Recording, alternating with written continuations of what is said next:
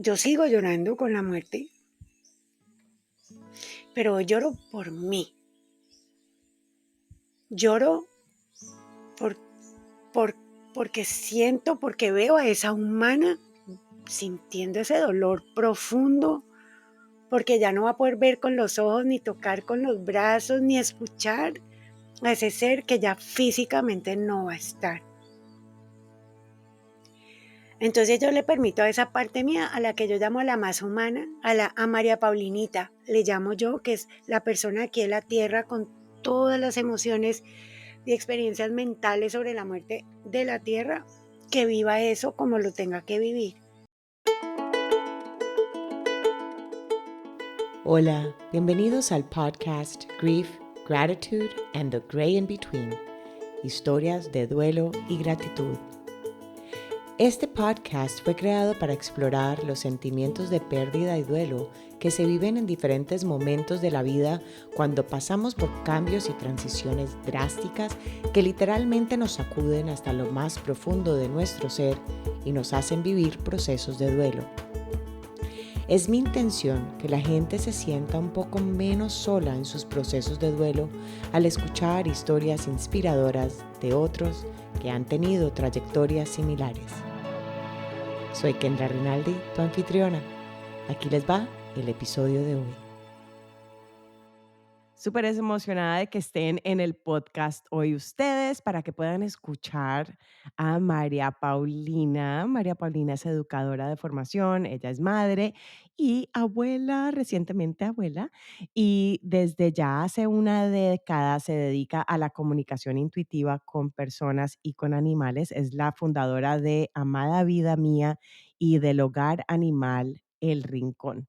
También es autora de varias novelas. He leído una de ellas, una de tus novelas la leí, y también libros de autoayuda. Su trabajo busca acompañar procesos de sanación y transformación desde el lado espiritual y emocional. Súper feliz de tenerte, Pao. Súper feliz de estar aquí, Kendra. Muchísimas gracias por permitirme estar en este espacio. Me encanta. No, qué delicia tenerte. Y bueno, y si te digo así, pues porque así te conocí, tus primitas son mis mejores amigas y te decían Pau. Me encanta, Entonces, Pau. bueno, porque así, sí, la gente si me oyen así para que sepan, pero si no, María Sí. Paulina, aquí para todos ustedes, bueno, ¿qué tienes? Dice Pau en tu tatuaje. No alcanzo a ver porque está borroso. Dice Pau en una manillita que hicimos en el baby shower que yo le hice a mi hija y a su esposo, y una actividad era hacer una manillita en honor al bebé del nombre que a nosotros nos decían cuando éramos chiquitos, y a mí me decían Ay, Pau. qué lindo. Y entonces así lo dejaste. Ahora estoy súper curiosa ahorita que dices eso, ¿qué nombre te va, qué nombre escogiste algún nombre que quieres que te digan como abuela que te o no? No, ¿Tienes algún yo como quieres que nazca orgánicamente? correcto, quiero que él me diga como él quiera. Sí, Ah, qué lindo, ay, no, qué no, lindo. no Bueno, tengo. pues bienvenida aquí a este espacio. He hecho episodios sobre duelo de todos los tipos, pero recientemente he puesto muchos episodios con respecto al duelo de pérdida de animales y nuestra conversación surgió como que, bueno, tengamos uno en español porque los que he puesto son en inglés y lógicamente que parte de mi audiencia también habla español y queremos asegurar de que haya este tipo de recursos para que la gente se sienta acompañado también en estos procesos. Entonces, esa va a ser parte de nuestra conversación también. Pero primero que todo, Pau, quiero saber un poco de ti, cuéntanos un poco de tu historia, dónde creciste y cómo fue que evolucionó tu vida de educadora de niños a llegar a este punto ahora de comunicadora intuitiva. Yo nací en Cali, Colombia. Estudié en colegios, fui al colegio normal, nací en una familia de padres separados, de personas ambas muy racionales, dedicadas al derecho de distintas maneras, mi mamá en el ámbito corporativo, mi papá como abogado y otras cosas. Yo de ninguna forma tuve influencia para ser el tipo de persona que soy hoy en día, pero sí me pasaban cosas muy raras desde chiquita, cosas que yo no entendía. Yo sentía cosas, sentía mucho a los demás, Sentía mucho como, yo decía como dolor de mundo, desde muy chiquitica, tengo memoria de eso desde los 4 años. Entonces, crecí, fue difícil para mí como estar en el mundo, porque además a esa edad uno no tiene ni idea de lo que le está pasando y uno cree que todo eso es de uno. Y pues tenía experiencias de desdoblamiento muchísimas veces, desde los 12 años hasta los 18 me desdoblé todas las noches, entonces no pegaba el ojo, no tenía con quién hablar de estas cosas, porque aquí primero uno no cree que eso es algo de lo que se tiene que hablar y segundo, pues con quién. Y explica más qué es desdoblarse para los que no entienden. En mi experiencia personal, el desdoblamiento era yo cerraba los ojos para irme a dormir y lo que las personas normalmente hacen es que cierran los ojos y se van al mundo de los sueños o al mundo del sueño. Yo lo que vivía era como si una fuerza me sacara del cuerpo, sacara mi alma, es como yo lo interpreto del cuerpo, y esta alma en lugar de quedarse allí quietecita, se fuera a explorar universos desconocidos. Pero yo entraba en pánico. Entonces yo no le permitía a ella explorar los universos desconocidos para mi mente, conocidos para ella, sino que yo batallaba y batallaba y batallaba y en ese batallar lo que hacía era tener movimientos involuntarios, mucha angustia, no podía hablar, no podía abrir los ojos y batallaba por tantísimo tiempo que finalmente lograba ganar la batalla, pero yo quedaba rendida. A veces esto tomaba horas. Una vez tuve una experiencia de estas ya estando más grande, tenía alrededor de 23 años y estaba viviendo con Johanna y Madeline. Estaba viviendo donde mi tía. Johanna y Madeline, mis primas, las mejores amigas de Kendra. Yo me había ido de vacaciones y yo estaba durmiendo en la camita de Madeline y yo cerré los ojos para acostarme a dormir y empezó a sucederme esto. Yo miré el reloj antes de irme a dormir, eran las 8 de la noche. Cuando yo volví a mirar el reloj, después de yo estar batallando, sudando a mares, en una angustia que no podía controlar, eran las 12 de la noche. O sea que llevaba 4 horas batallando. Fue tanto el agotamiento que dije, me voy a soltar, voy a permitir que sea lo que sea.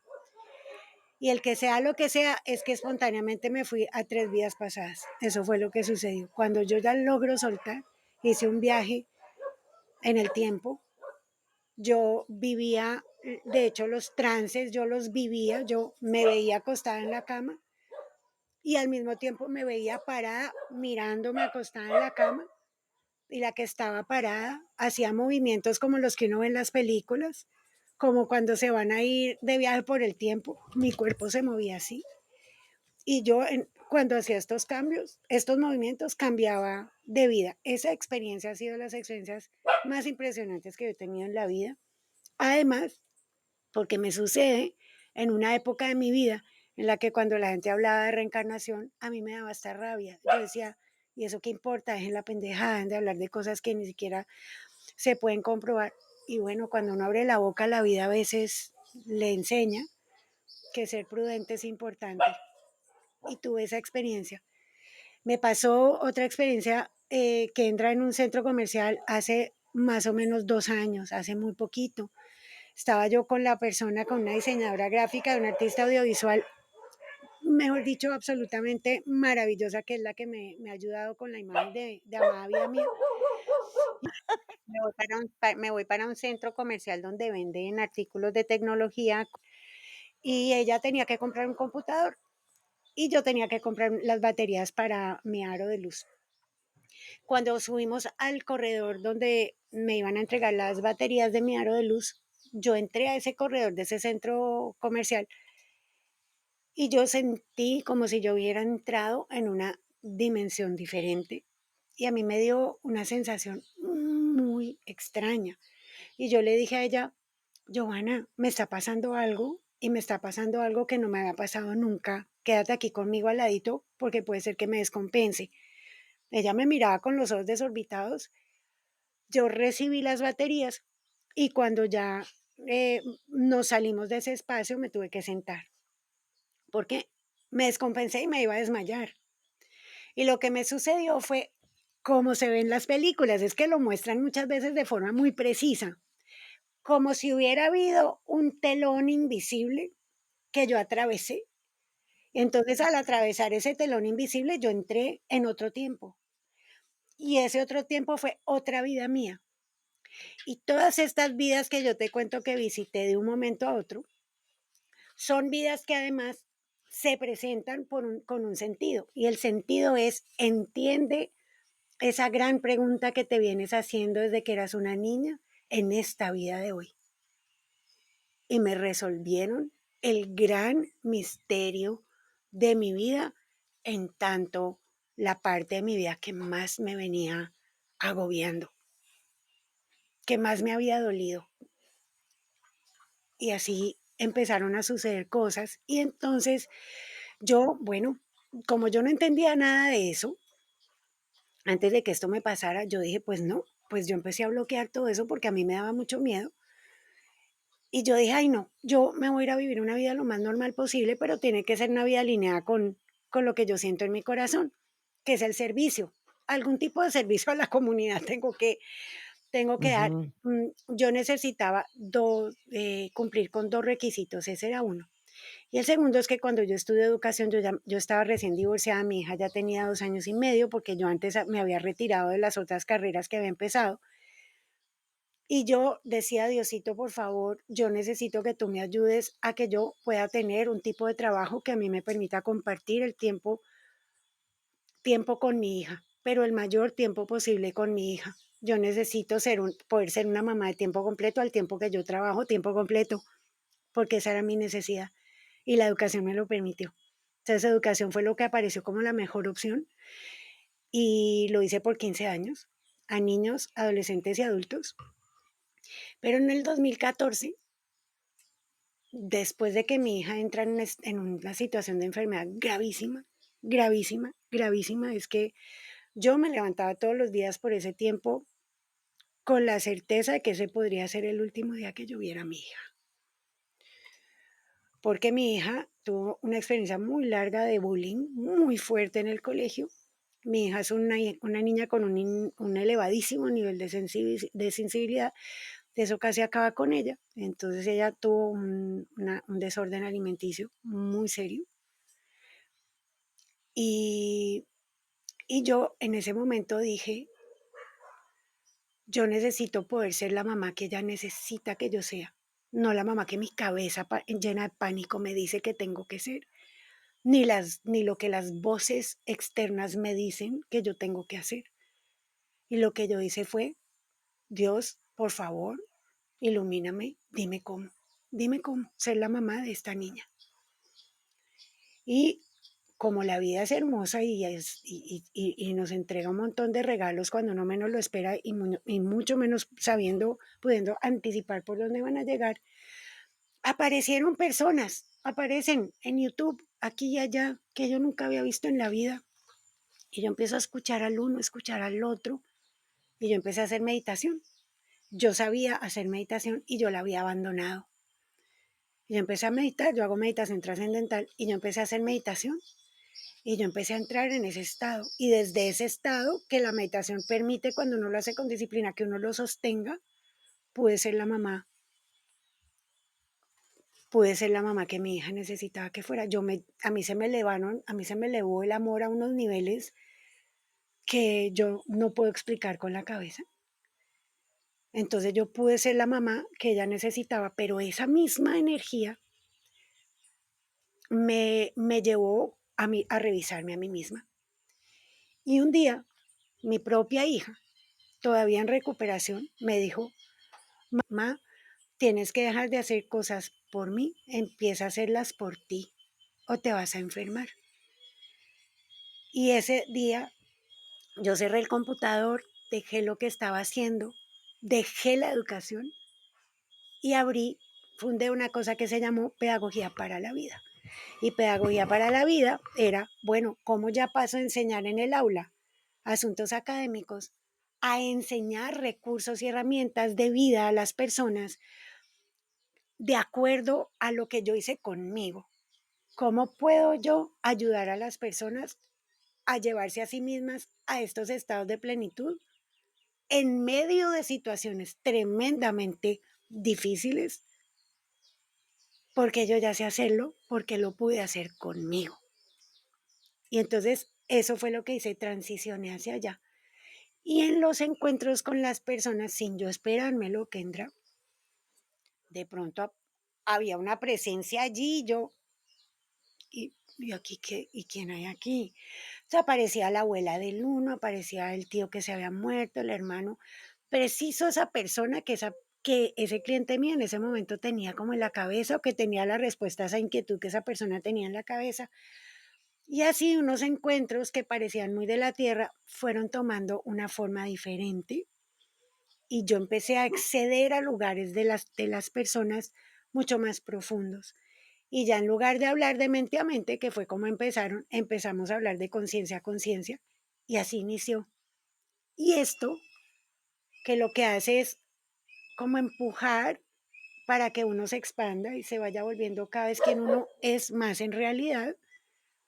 Fundamentalmente eso es lo que sucede, uno se va volviendo mal quien uno siempre ha sido, porque le permitía a esta parte de mí expresarse ya sin miedo, con un par de condiciones, eso sí, puse un par de condiciones, mm, pues esa fuerza empezó a expresarse con mucha mayor libertad y esto acabó expandiéndose a los animales sin que yo jamás me lo esperara, jamás me lo esperara. Yo esto ni lo planeé, ni lo soñé, ni lo pensé, ni lo deseé, nunca. A mí los animales empezaron a hablarme, yo no sabía lo que estaba pasando hasta que tuve la experiencia con el burro y esa experiencia con el burro sí me hizo ir a Google y preguntarme si hablar con los animales era real y efectivamente lo era. Eso me llevó a aprenderlo de manera voluntaria. Yo aprendí una forma de hacerlo, eso se transformó en mí, es la forma que yo enseño hoy y la forma en la que yo empecé haciéndolo también ya se transformó. Yo lo hacía en mi propio tiempo, luego me conectaba con las personas y les compartía la comunicación. Hoy lo hacemos en tiempo real.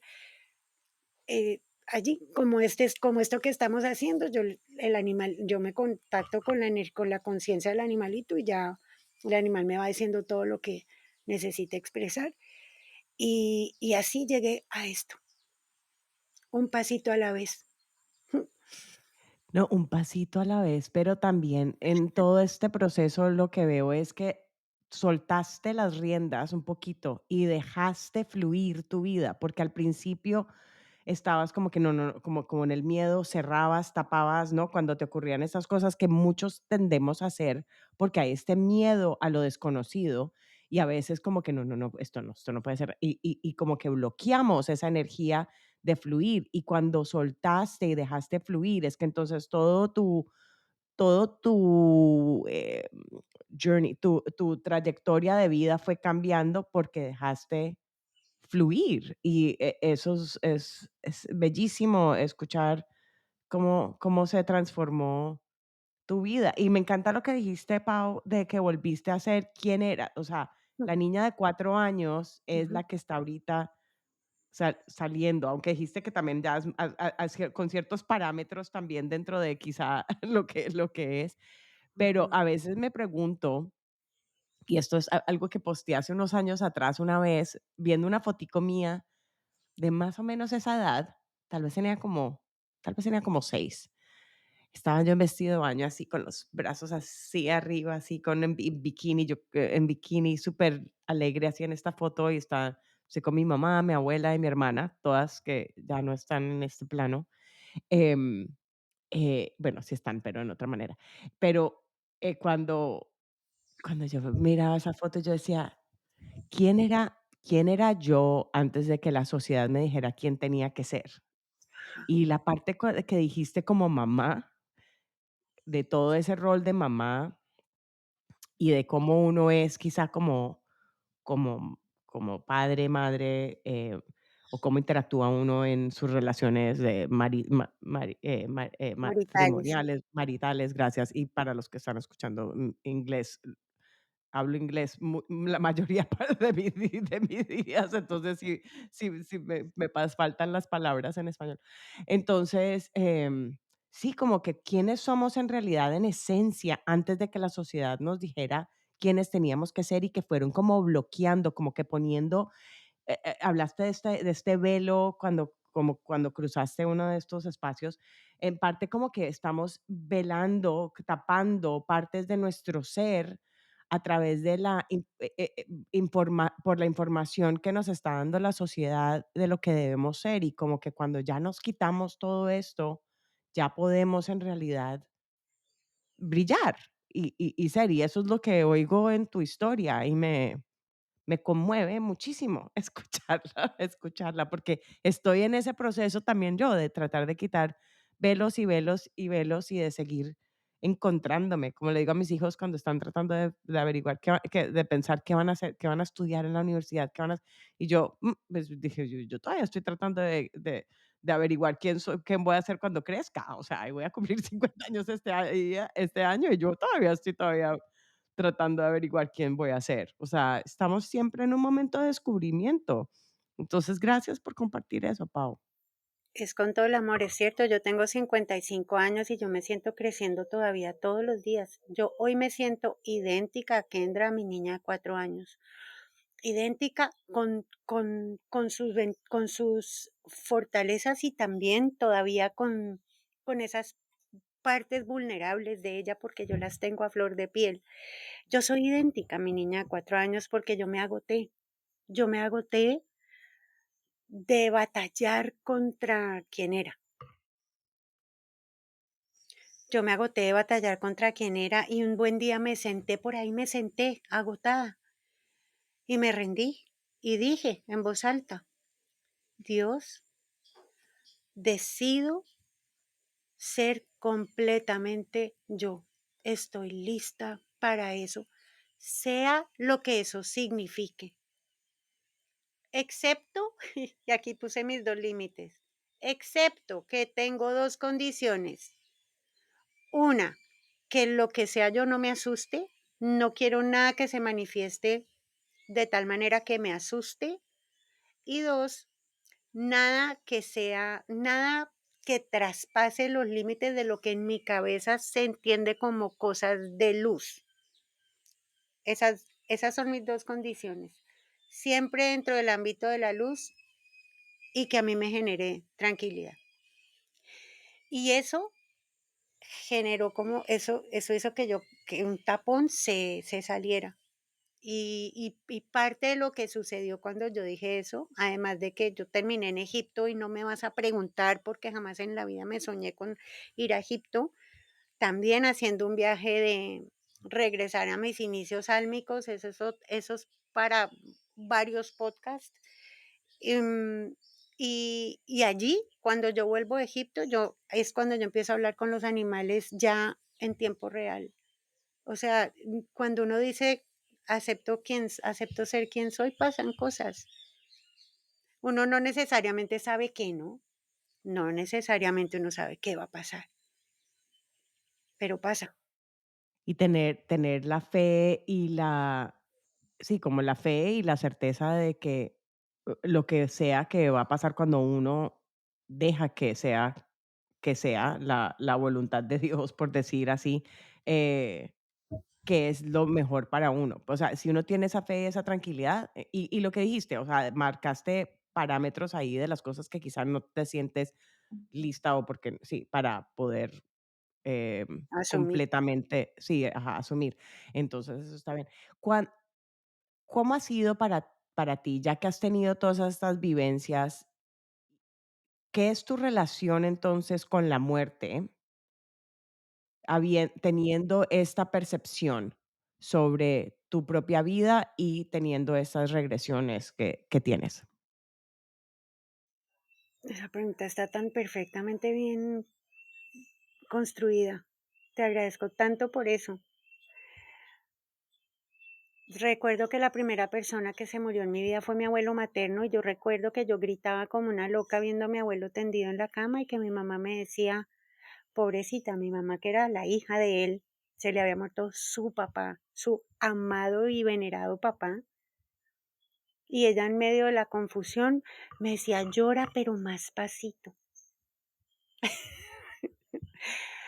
Vos conocés a mi mamá ha sido una mujer, pues, muy bien educada, de muy buenos modales, y pobrecita, eso fue lo que a ella le salió. Entonces, yo recuerdo a esta joven reaccionando de esa manera frente a la muerte de la primera persona que muere en su vida. Y hoy y ha cambiado muchísimo mi percepción de la muerte gracias a los muertos, gracias a que yo puedo hablar con los muertos, animales y personas humanas. Se ha transformado diametralmente. Para mí la muerte era una experiencia supremamente dolorosa, debilitante. Era una experiencia que yo lo que veía, lo que observaba y lo que yo sentía era que le arrebataba a las personas como su poder, las llevaba a unos estados de desesperanza, de sensación de vacío, de sensación de soledad, de angustia. Yo veía en la gente una mirada de se me acabó la vida y yo la viví así. Yo viví la muerte de dos amados animales míos por años y años y años y años y años y yo no podía ni siquiera hablar de ellos que me ponía a llorar. Y yo sigo llorando con la muerte, pero lloro por mí. Lloro por, por, porque siento, porque veo a esa humana sintiendo ese dolor profundo, porque ya no va a poder ver con los ojos, ni tocar con los brazos, ni escuchar a ese ser que ya físicamente no va a estar. Entonces yo le permito a esa parte mía, a la que yo llamo a la más humana, a María Paulinita, le llamo yo, que es la persona aquí en la tierra con todas las emociones y experiencias mentales sobre la muerte de la tierra, que viva eso como lo tenga que vivir. Por otro lado, yo tengo una realidad, ya una información sobre la muerte que me impide, que me impide simplemente quedarme en un duelo eternamente, que me impide desconocer la certeza que tengo yo hoy, que no es fe ni esperanza, ni deseo, ni hay. Yo creo que es, yo lo sé porque yo los veo, les hablo, me cuentan. Eso me ha permitido, bendito sea Dios, que eso se transforme en mí, en el sentido de que yo sé que yo puedo seguir teniendo acceso a ellos siempre que yo quiera, dentro de unos parámetros de respeto y consideración por el proceso de desarrollo conciencial que estos seres están haciendo del otro lado. Y eso me ha permitido vivir con ellos y las personas se preguntarán, pero ¿cómo vas a poder vivir con ellos algo que están viviendo quienes no están en el plano físico? Porque soy quien soy, seguramente. He tenido experiencias de poder sentir a través de ellos lo que se siente estar del otro lado.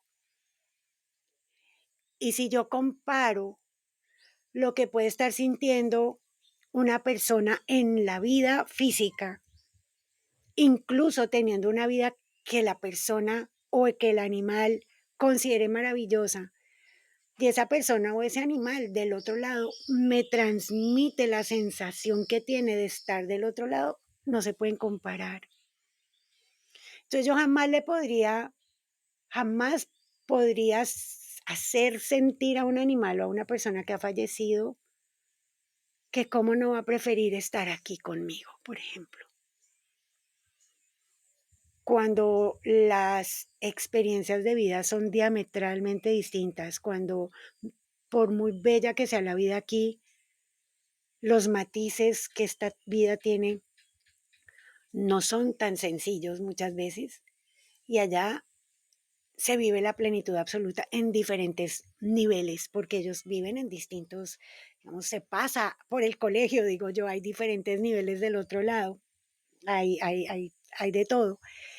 Em, entonces yo hoy lo vivo, el tener esa información le pone freno a mi mente, impide que de forma natural que mi mente se vaya a lugares que son solo mentales, solo porque yo ya tengo esa experiencia, pero fue un proceso. Sí, el saber, porque lo has vivido, como dices, te ayuda a tener esa percepción. Por ejemplo, yo no lo he vivido como lo dices, como te ha pasado a ti, pero lo siento. Entonces, o sea, siento que esto no es el final y siento esa conexión. Entonces, también eso me ayuda en mis procesos de duelo, que como dices tú, esa dualidad de la parte humana, el ego, no sé cómo lo queramos llamar, y la parte de nuestra alma, siempre están como en esta Mm, en esta experiencia de vida juntos y uno está como que entre los 2. Por ejemplo, una vez tuve una conversación con mi papá, y no voy a los detalles, pero le dije a mi papá, le decía yo: "Mi alma está feliz por ti, feliz, pero a mi ego le va a tomar tiempo". O sea, entonces dame tiempo, o sea, y a veces es eso, que uno siente una felicidad absoluta por los que han fallecido, si uno de verdad siente, wow, están en un mejor lugar, están sin dolor, si uno vio a alguien sufriendo, un ser, un animal o una persona, o lo que sea, pero lo que dices, o sea, le queda a uno el vacío, uno ya no va a tener los abrazos, uno ya no va a tener las conversaciones, pues, por teléfono, o que lo van a acompañar, o que van a ser parte de su rutina, y esa parte es la que duele y que puede ser la que como que mantenemos como con ese duelo mucho tiempo. Yo pienso que el duelo no es que se acabe, sino que se transforma a mm, medida que nosotros vamos también como aprendiendo, va cambiando la forma de cómo quizá lo expresamos el duelo, mm. basado como en nuestras vivencias. Pero no, me encanta todo esto. Pau, cuando personas vienen a ti, ¿qué son cuando vienen a ti o porque quieren comunicación con un animal o quieren una comunicación con alguien que ha fallecido o, em, sí, o como que, ¿cuál es normalmente como su pregunta o lo que, sienten que dicen: "Necesito hablar con alguien que me pueda dar esta respuesta"? ¿Qué es normalmente esa inquietud de tus clientes? Hay, hay, una, hay una pregunta de fondo transversal a todas las personas, tanto las que quieren que me comunique con personas y las que quieren que me comunique con animales, y es si ellos están bien. Es como lo que en todos aparece y varía, ¿no? Quiero saber, quiero poder como comprobar, quiero poder realmente aceptar la idea de que están vivos aún sin que yo pueda verlos. Y esto tal vez me ayude. Esa es una segunda parte del cómo están, que es ya más de la persona. Pero hay otra tercera cosa que sucede que tiene que ver con los animales que han muerto por eutanasia, porque son realidades muy diferentes. Lo que sucede en la persona es muy distinto a cuando su animal se murió de manera natural, porque hay elemento de culpa, hay mucha angustia. Y es si ese animal cree que esa persona hizo lo correcto o tiene algún resentimiento o algún recelo por la decisión que se tomó. Entonces, fundamentalmente, eso es como en general, lo que ocurre. Ujú. O sea, normalmente es como para traer un poco más como de tranquilidad. La persona se siente como con alguna angustia o algo que no quedó como resuelto o que quieren asegurarse que la persona o el animal estén bien como para poder traer tranquilidad en su proceso de duelo. Eso es como correcto, lo normal. correcto. Cuando tienen una, cita contigo, ¿tienen que tener algo presente de la persona o de la o del ser, del voy a decir ser para que así sea, del ser amado cerca a ellos cuando están teniendo una conversación contigo, especialmente cuando es por Zoom o algo así? Nada, Para que en absoluto, nada en absoluto. Yo normalmente pido una foto del animal. Cuando es el animal, pido una foto. Cuando es la persona, no necesariamente si la familia me quiere mostrar la foto de la persona, me la puede mostrar. Yo tengo una experiencia de mediumnidad distinta a la que yo normalmente observo y es que la persona medium abre el espacio y es como la energía que se presente y esta persona dice, ahí está energía, está energía. Yo le llamo a lo que yo hago comunicación intuitiva porque para mí tiene unas características muy particulares en mí. Entonces yo sí invito a las personas a que sientan la tranquilidad de decirme, María Paulina, yo quiero hablar con mi papá, yo quiero hablar con mi hermana. Entonces puede haber foto, pero puede no haberla. Y normalmente lo que ocurre es que la persona se manifiesta, la que es. Y entonces yo les digo, estoy viendo una persona que tiene esta energía, que se ve más o menos así, que se tiene más o menos esta edad, y ellos me dicen, sí, ese es mi papá. Entonces, con o sin foto. Y los animales sí pido foto, siempre. ¿Por qué te ayuda a tener foto con el animal y no necesariamente con el humano? ¿Sabes qué es Sí, lo que es como curioso en eso? qué curioso, ¿no? Es Ajá, realmente sí. bastante curioso, porque los animales no se me manifiestan con aspecto físico. Entonces, cuando abrimos canales de este tipo, puede haber almas por allí que aprovechen y se metan para decir, y yo también quiero, pero pues pueden no tener nada que ver con las personas con las que yo estoy hablando, entonces pues no tengo cómo ayudarlos. Entonces la foto del animal me ayuda mucho a centrarme en que esa es la energía con la que quiero hablar. En cambio los humanos sí, pero es que tiene todo el sentido del mundo. Los humanos desarrollamos una gran identificación con nuestro aspecto físico, pero los animales no. Entonces, claro, ellos saben, los humanos saben, si yo me le muestro a ella como, si yo me le muestro a ella como yo era o algún rasgo físico de personalidad muy claro, ella va a saber que soy yo. Los animales, eso no es lo que tienen en cuenta. Los animales Porque cuando se despiertan. han mirado en un espejo, Exacto. Y se muy miran muy y pocas hacen veces. guau, guau, o los gatos aruñan el espejo y le hacen cac. Entonces ellos son como em, en cambio, los animales sí se preocupan mucho por desplegar algún aspecto de personalidad que para el humano sea claro que son ellos. Entonces, yo pido fotos por mí, por Sí, mí. sí, sí, para poderte centrar y poder conectarte con esa energía específica. Okey, entonces, con todo eso, entonces, las conexiones vienen tus clientes a ti, tienes todas estas conexiones.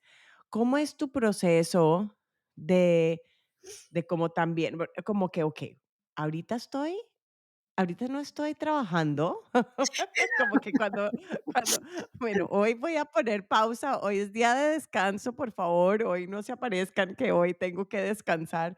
¿Cómo es tu proceso de poder tener como también esos boundaries, barreras, se dice, un Sí, poco de barreras y de espacio para ti misma con tu parte intuitiva y de medium? mm, pues es muy curioso porque a mí no me pasa eso que yo oigo que a muchos mediums les pasa. Yo por eso no me llamo a mí misma medium, yo por eso digo comunicadora intuitiva, porque una medium, no sé si me catalogaría como medium.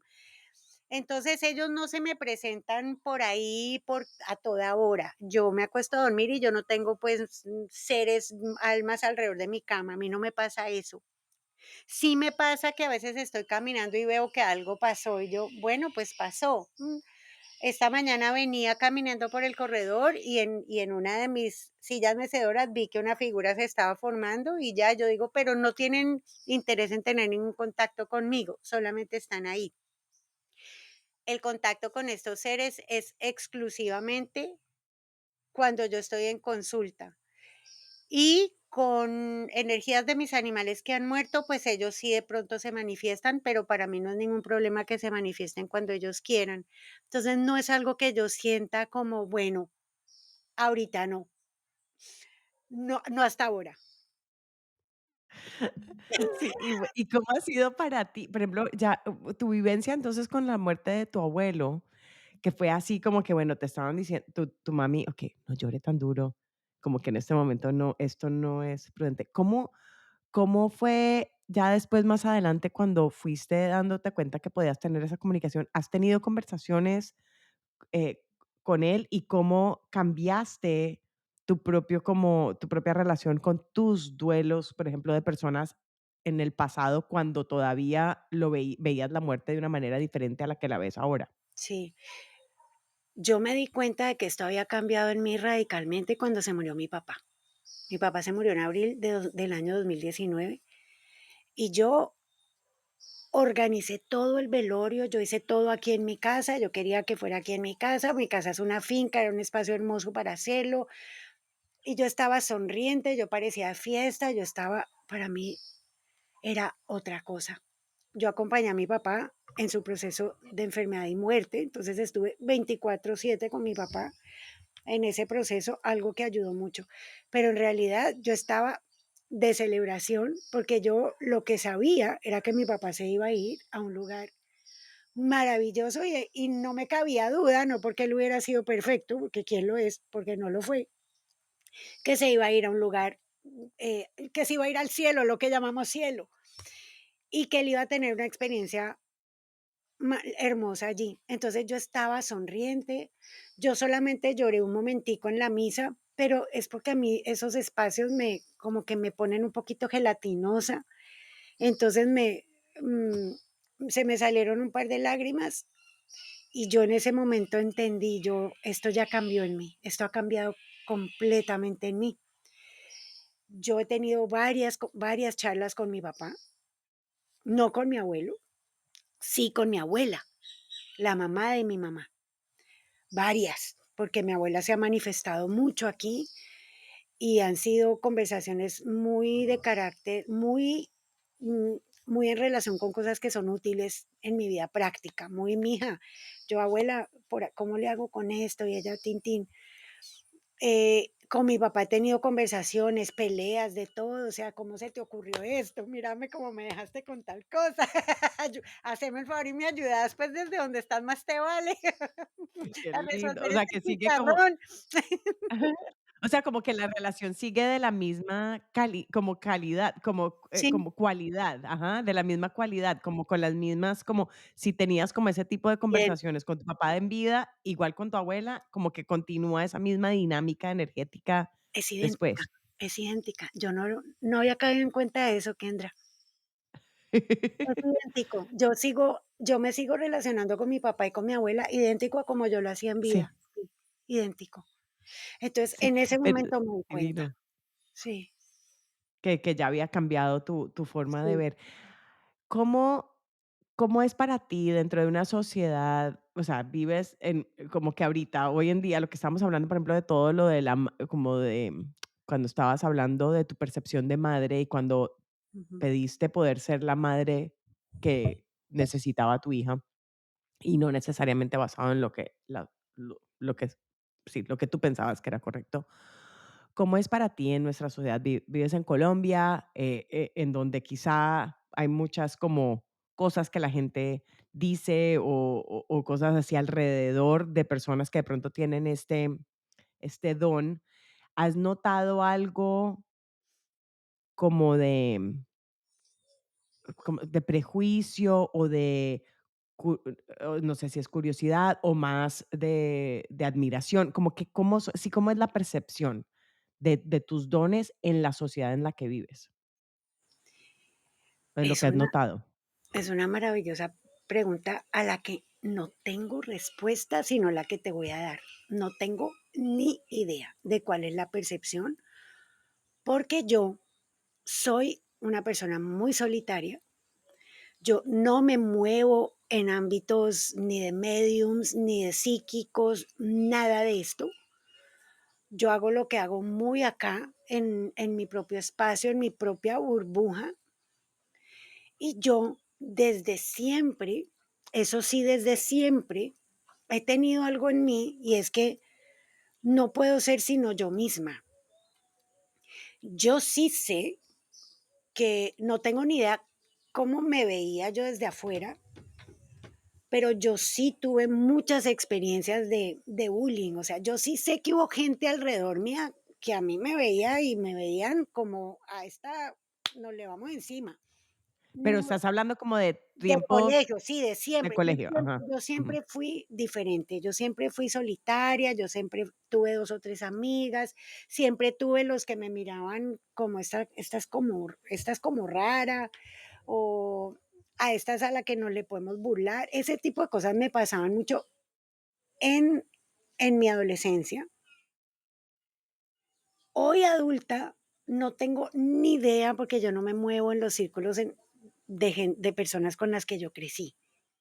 Yo no veo a nadie de estas personas excepto un grupito chiquitico, diminuto de compañeras mías del colegio, del último colegio al que las 2 fuimos, y no tengo ni idea si la gente me ve, no tengo ni idea, yo me imagino que debe ser rarísimo, porque además yo crecí en un medio donde esto es rarísimo. Es que sí, pues sí, es por eso te preguntaba, porque además el tipo de colegio al que fuimos, o sea, como Sí, ciertas cosas como parámetros sí, de no. cómo uno piensa que debe ser que debe actuar la gente, que debe hacer, de que debe estudiar o cosas así, que cuando uno no necesariamente cabe en ese mismo como cajoncito de lo que la sociedad en general piensa. Pero me encantó tu respuesta de que no tienes ni idea, porque en últimas cuando uno está tan seguro de quién es, la percepción y cuando sabe que está viviendo su misión de vida, como lo estás haciendo ahora, la opinión de los demás se le resbala a uno porque esa no es lo que vale. Entonces, definitivamente estás viviendo tu misión de vida porque ni sabes qué pasa. No Pero, tengo ni pero idea. sabes, no tienes ni idea, pero cuando estabas hablando de lo que viviste como adolescente, sonó muy parecido a lo que estabas diciendo que vivió tu hija. Ujú.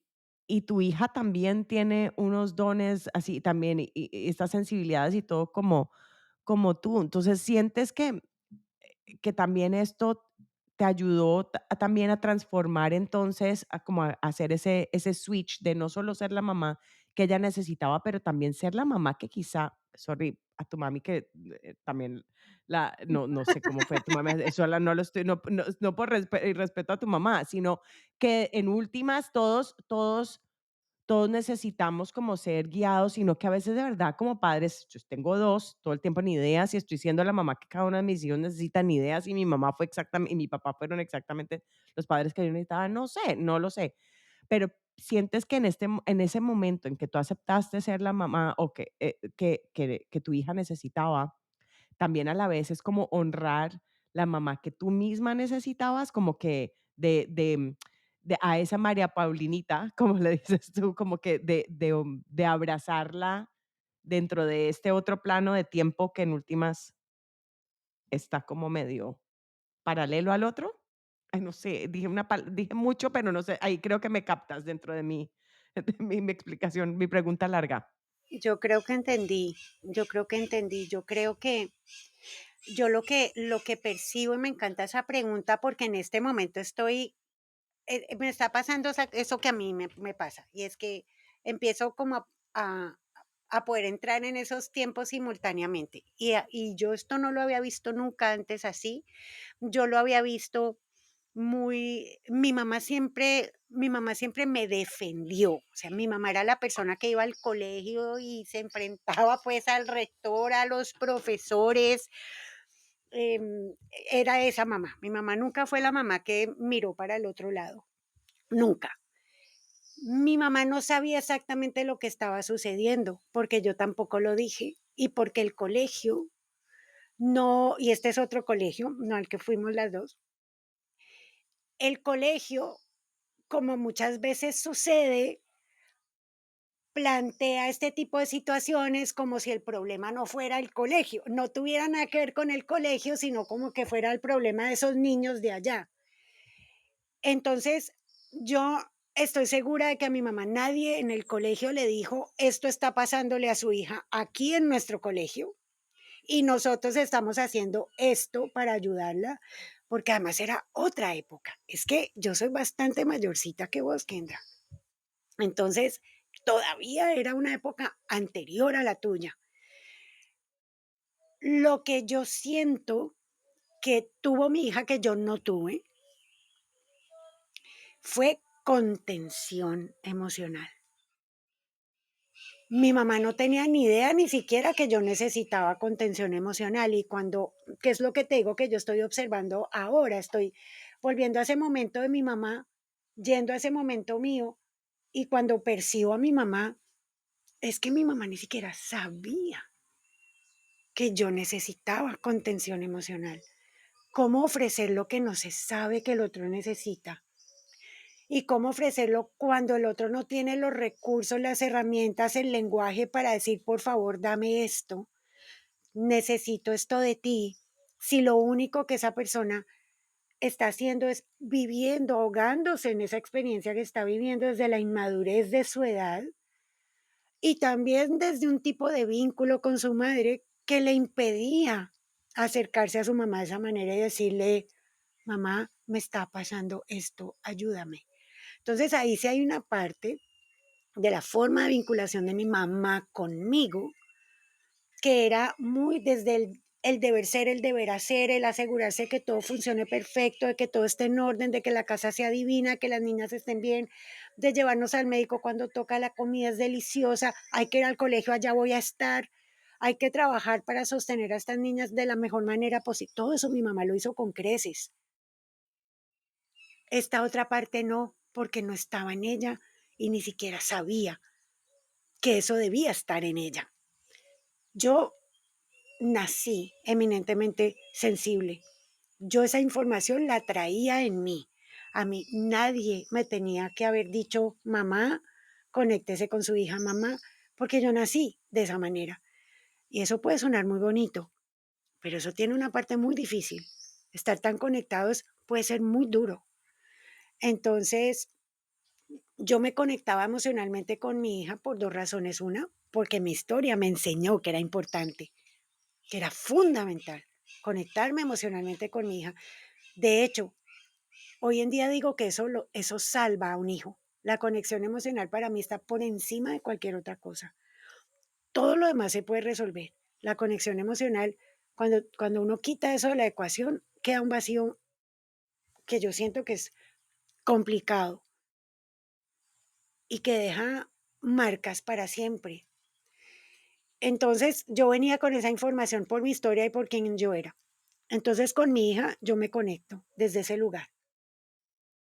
Y es la forma en la que yo desarrollo o diseño la relación con mi hija. Siempre desde la conexión emocional, desde el verla, realmente verla, para yo saber realmente mi hija quién era y que no fuera mi cabeza la que me estuviera dictando quién debía ser.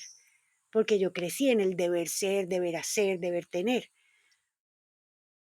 Entonces yo corto, digamos, un poco allí con esa información que venía en mi familia. Y lo segundo que hago es que al yo estar en otro lugar, ya no soy la niña a la que están atacando, sino la adulta, madre de la hija que está siendo atacada.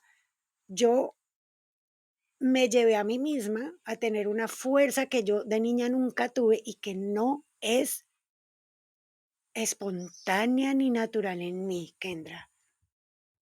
Yo te dije, yo soy la misma niña, la misma, soy la mujer que, la misma niña de mis 4 años, con todas sus vulnerabilidades además.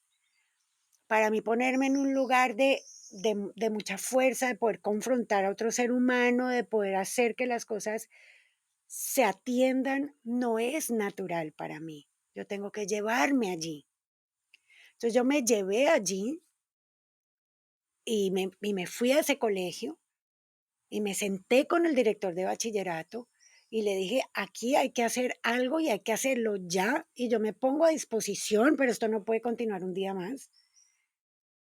Yo, como era educadora, escribí todo un documento, hice toda una investigación acerca de lo que era el bullying y todos los posibles recursos que se podían aplicar en el salón de clases y en una entidad educativa para que eso se pudiera atender de la manera más óptima posible, tanto que a él le dio vergüenza que yo me pusiera en esas.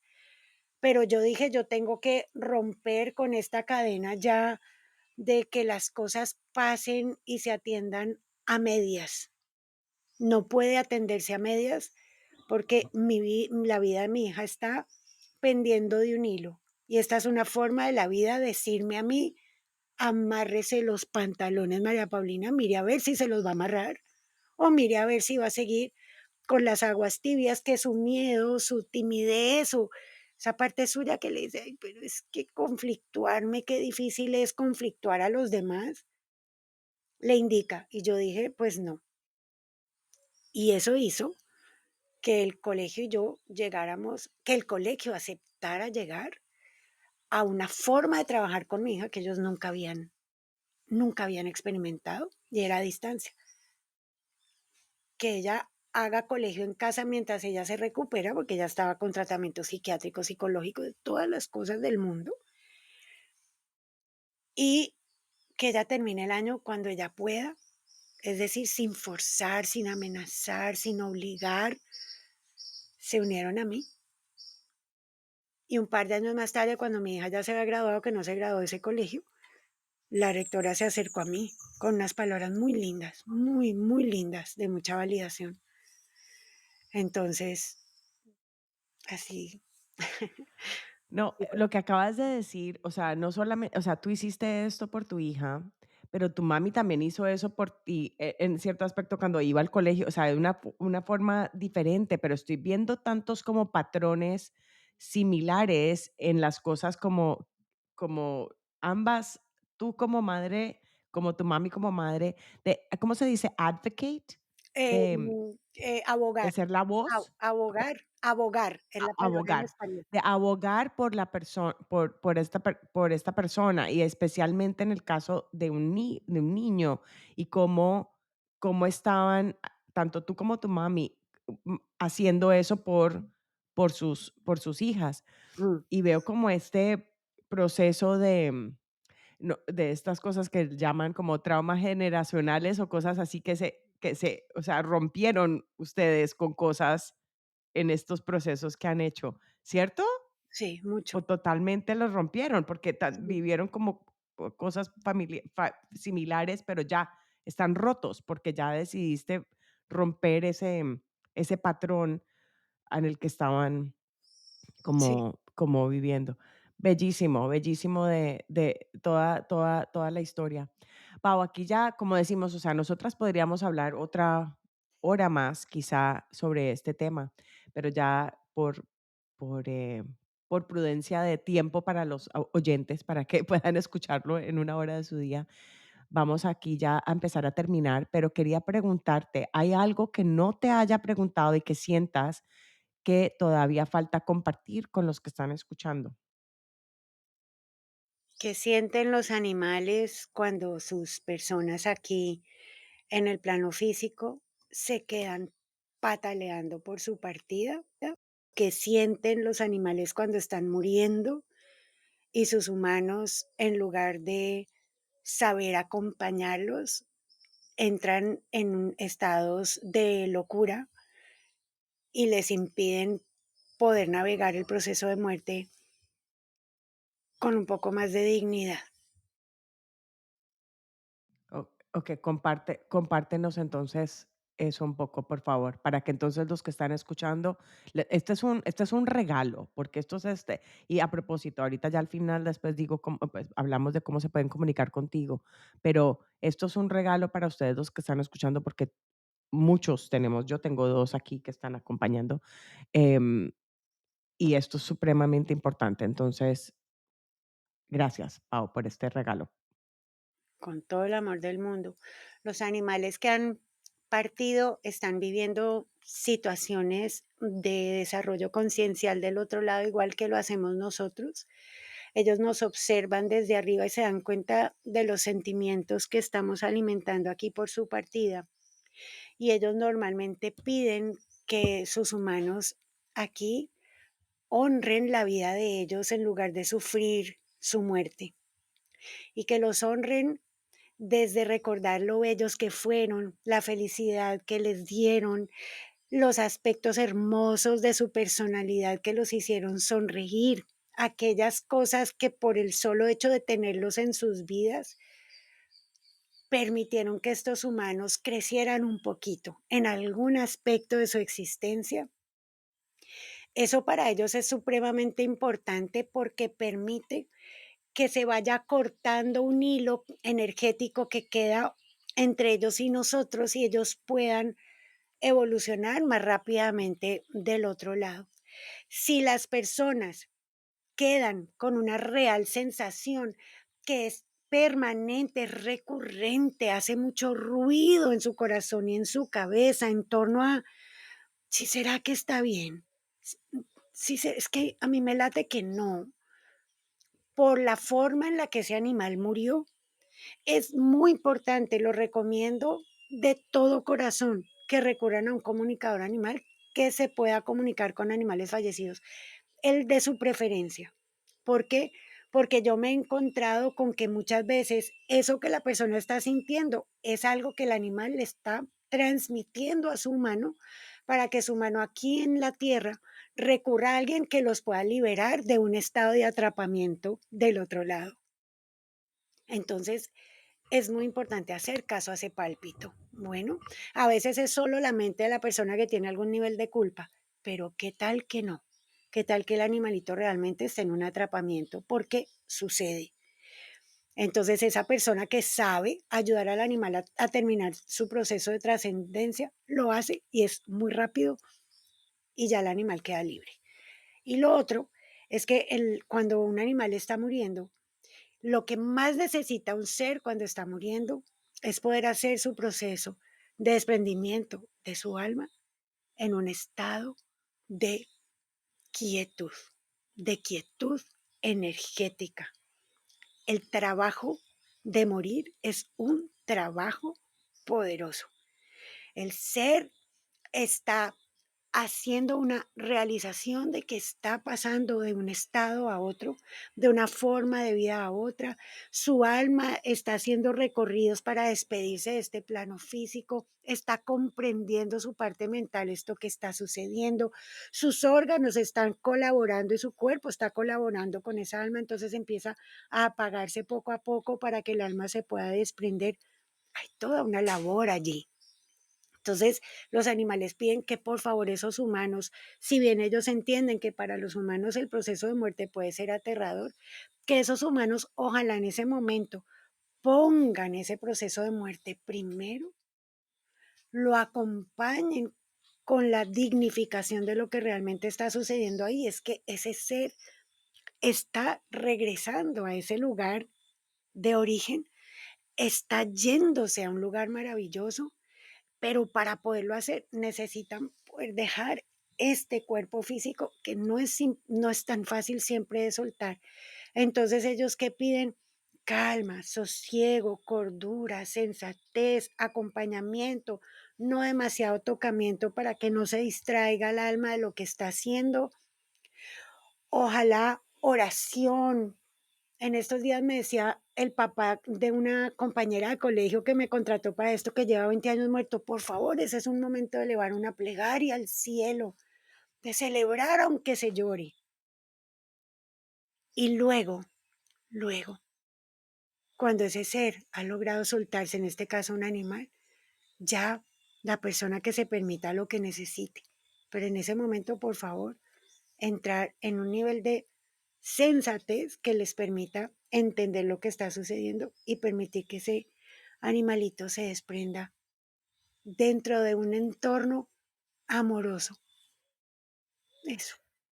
Me encanta lo que dijiste, porque es primero honrar el proceso de este otro ser y luego ya después podemos honrar nuestro proceso para que ese proceso en ese momento, y esto puede ser también de humanos en el proceso que alguien está falleciendo, honrar primero ese proceso y luego ya después podemos honrarnos, no atarlos a nuestro ego de lo que no queremos soltar y no queremos soltar y todo eso.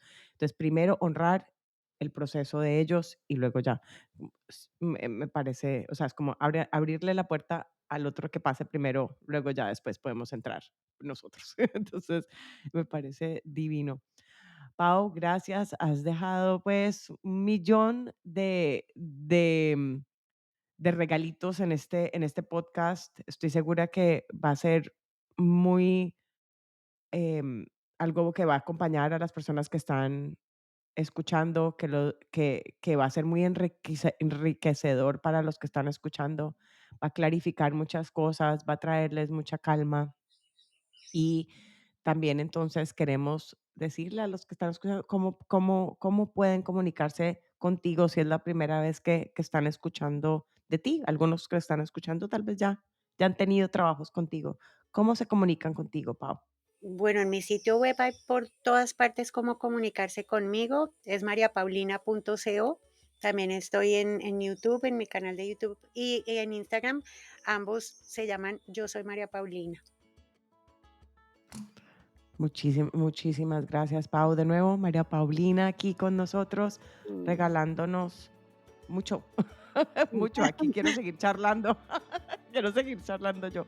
Gracias, Pau, por tus bellas palabras y tu sabiduría y tu Gra- intuición. Gracias, Gracias a vos, Kendra, por esto que haces tan absolutamente hermoso. De verdad te felicito. Es una belleza lo que estás haciendo. Muchas gracias. gracias. Besitos. Besitos. Gracias por elegir escuchar el episodio de hoy. Espero que hayas podido encontrar un poco de consuelo. Si es el caso, me encantaría que escribieras un comentario y que lo compartieras con alguien que creas que necesite escucharlo.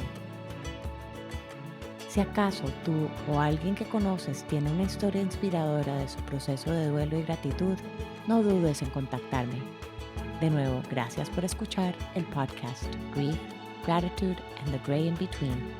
Historias de duelo y gratitud.